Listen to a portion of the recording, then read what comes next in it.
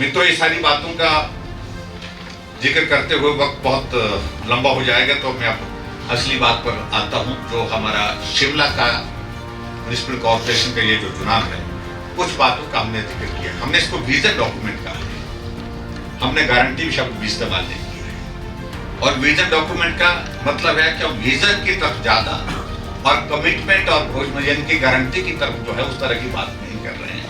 लेकिन इतना जरूर है कि भारतीय जनता पार्टी की एक बात जरूर है, जो विजन में हम बातों को हम जब डालते हैं तो वो हमारी कमिटमेंट की तरह पूरी करने की दिशा में हम उसमें काम करते हैं। शिमला शहर के अंतर्गत में सबसे पहले तो मैं यही कहूँगा कि जो पानी का संकट उसको दूर करने की दृष्टि से हमारी सरकार ने बहुत बेहतर ढंग से काम किया ही है, वो एक तरफ है ही है। लेकिन उसके अतिरिक्त मैं ये भी मैं जरूर कहना चाहता हूँ कि 40,000 लीटर तक जो हमारा वादा रहेगा कि 40,000 लीटर तक प्रति माह पानी का बिल नहीं आएगा, ये हमारी एक पहली कमिटमेंट है। और शिमला के अंतर्गत सबसे महत्वपूर्ण उस दृष्टि से, क्योंकि शिमला के बारे में यही कहा जाता था, कहा एक छवि इस प्रकार की बनाने की कोशिश हो रही थी कि शिमला यानी कि जहां पानी का संकट है, पानी का संकट भी दूर किया और उसके साथ एक कमिटमेंट के साथ हम आगे बढ़ रहे हैं। 40,000 लीटर प्रति माह पानी का बिल जो है वो हम कॉर्पोरेशन के लेवल पर हम उसको बियर करें।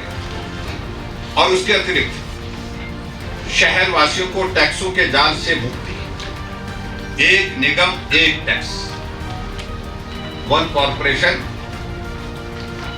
वन टैक्स, ये प्रणाली भी हम शिमला में लागू करेंगे। ये भी हमारा एक वादा है उस दृष्टि से। और उसके बाद आगे बढ़ करके हर वार्ड मोहल्ले में सुलभ शौचालय बनाकर जनता को सुविधा देंगे, ये भी हमारी एक कमिटमेंट है, जिस कमिटमेंट को हम पूरा करेंगे। और उसी तरह से आगे बढ़ करके पार्किंग हर मोहल्ले में होगी और गाड़ी की व्यवस्थित पार्किंग का इंतजाम करेंगे। ये भी इस बात को भी हमने सुनिश्चित करने का हम कॉर्पोरेशन के इस चुनाव में वादा करेंगे, लोग उससे बात करेंगे। और जो महत्वपूर्ण है, वर्तमान में कूड़ा बिलों को 50% तक हम उसमें कटौती करेंगे।